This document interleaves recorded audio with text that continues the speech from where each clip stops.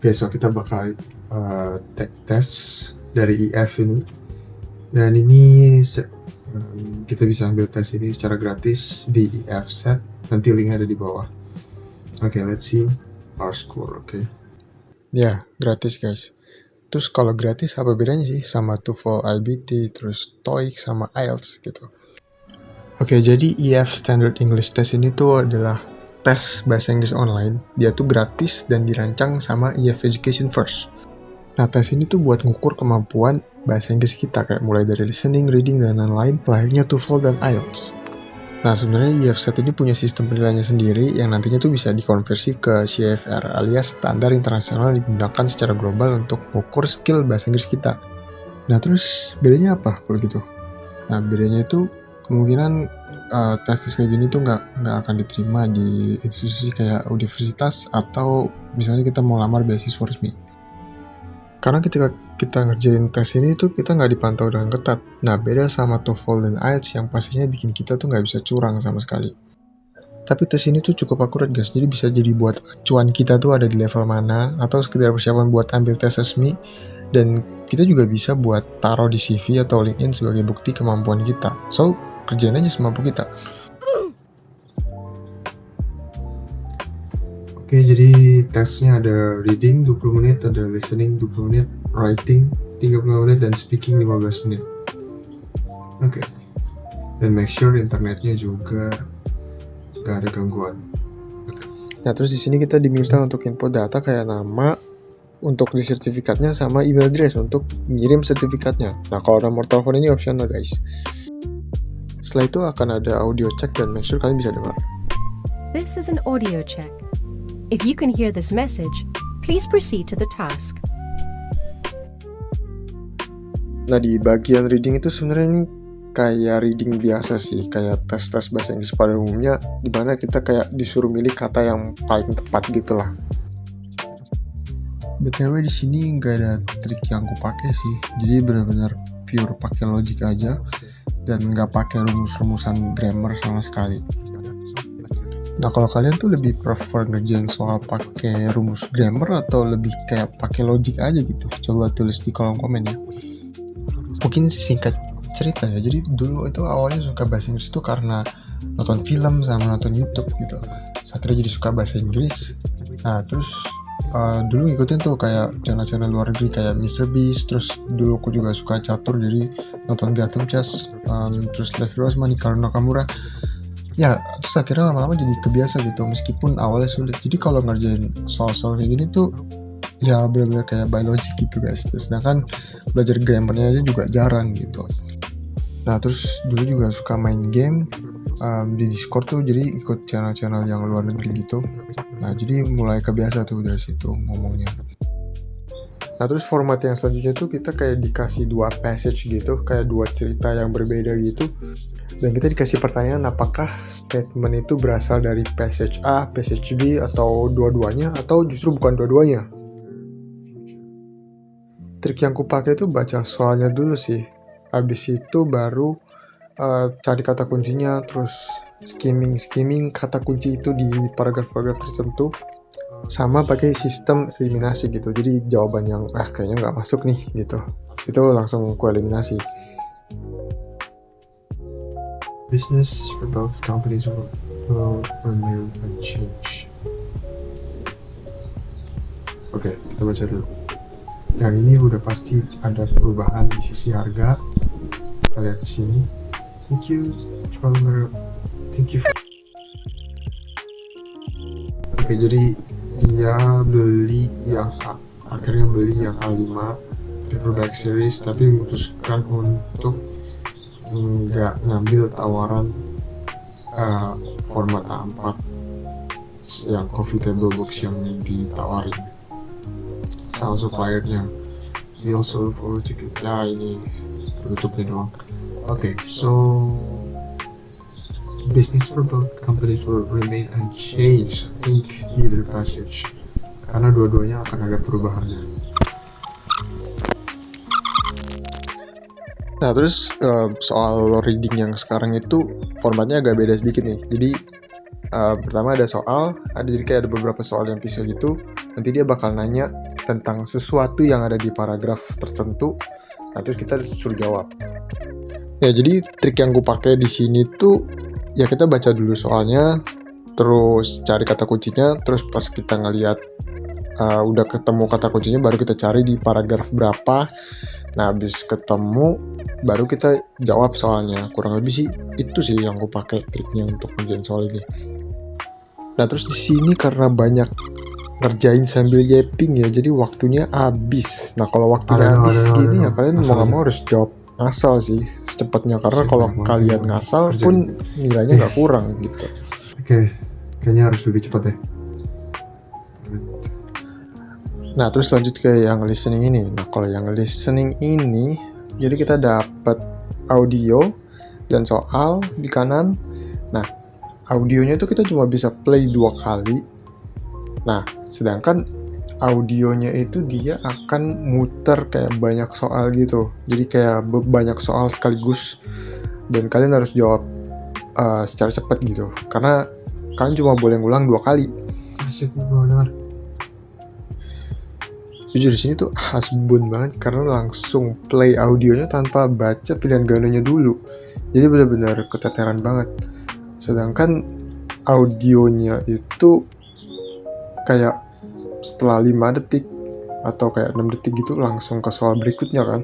Sedangkan baca pilihan gandanya tuh lebih dari 5 sampai 6 detik gitu. Ya, jadi kalian make sure minimal kalian baca pilihan gandanya sedikit aja gitu, supaya kalian dapat gambaran nanti soalnya tuh kayak gimana sih gitu. Nah, terus di format soal listening yang selanjutnya itu mirip-mirip sih kayak tadi ya. Jadi kayak ada satu audio yang bakal untuk 6 soal, 6 atau berapa soal gitu. Kita harus dengerin tuh satu persatu. Nah, jadi triknya masih sama lah, kurang lebih ya masih sama. Kita baca dulu, kita pilih dulu nih drop down-nya, menu drop down gitu, satu drop down. Terus kita baca dulu sedikit kayak skimming aja sih. Jadi feeling kalau misalkan nanti udah ketemu misalnya soal nomor 1, oh tadi udah baca ini nih sedikit gitu. Jadi kalian bisa langsung tahu jawabannya tuh ini gitu.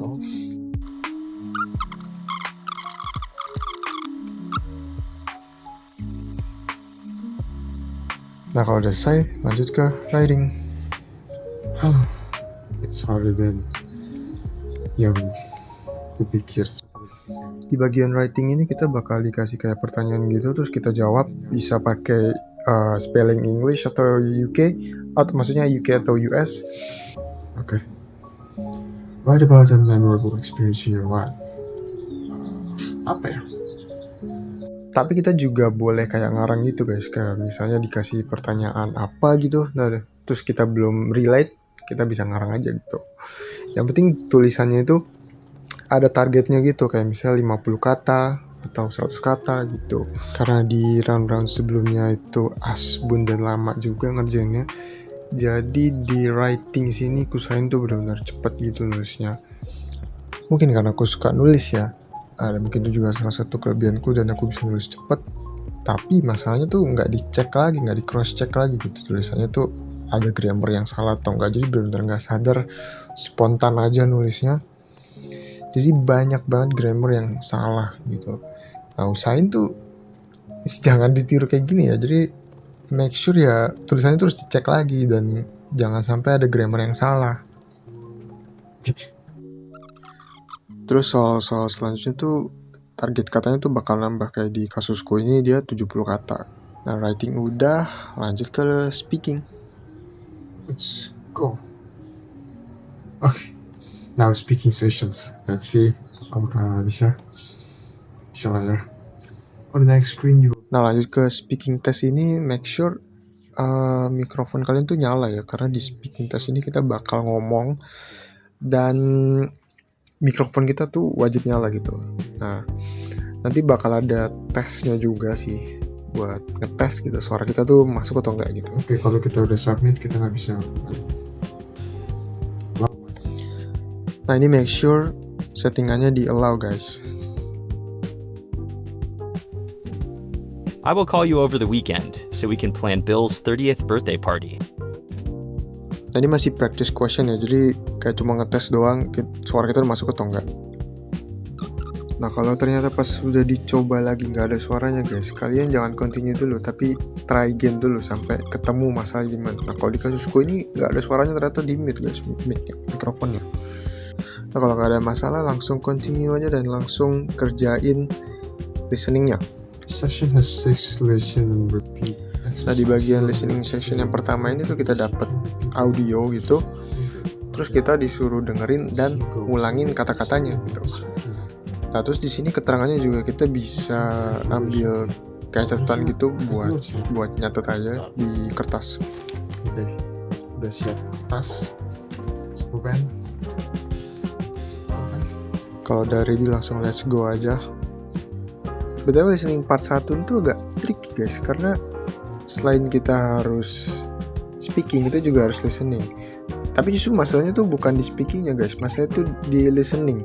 Ini agak tricky karena kalau misalkan kalian dengerin gitu ya, mungkin dengerinnya tuh nggak masalah, tapi ketika kalian udah dengerin, kalian lupa kata-kata awalnya, jadi buyar semua guys. Jadi ya make sure kalian ingat tuh kata-kata awalnya, atau kalian bisa catat kata-kata awalnya itu apa, tapi kayak keywordnya aja gitu, jadi nggak lupa gitu awalnya.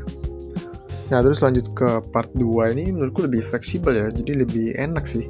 Jadi kita dikasih audio pertanyaan, terus kita jawab ya, speaking, dan jawabannya tuh kalian juga boleh ngarang bebas gitu.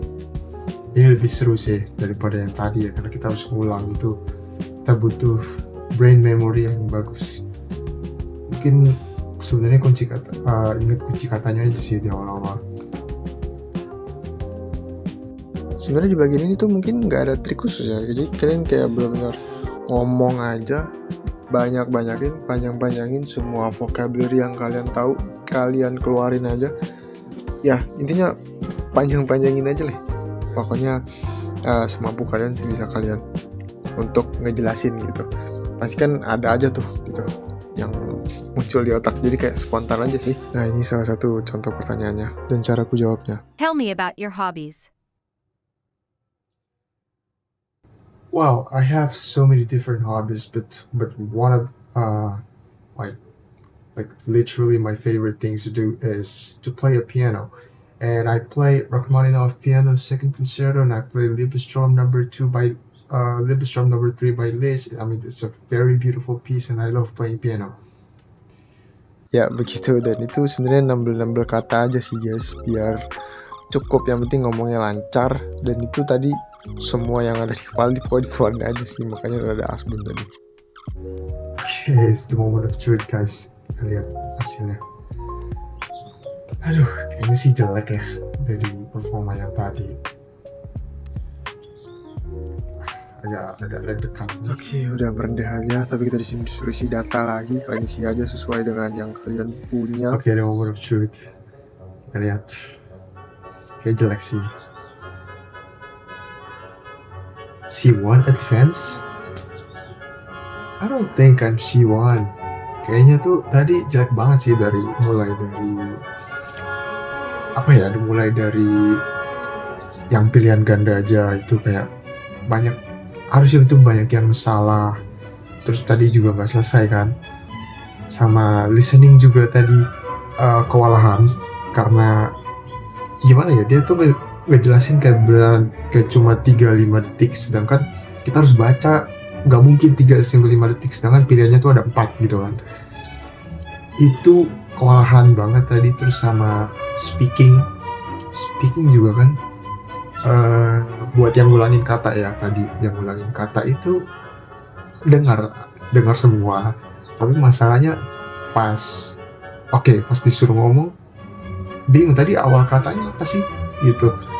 Nah, barulah sampai speaking yang kita bebas ngomong apa, itu lebih enak sih daripada yang ngulangin kata, karena kita harus ingat sama kata-kata yang sebelumnya diucapin gitu.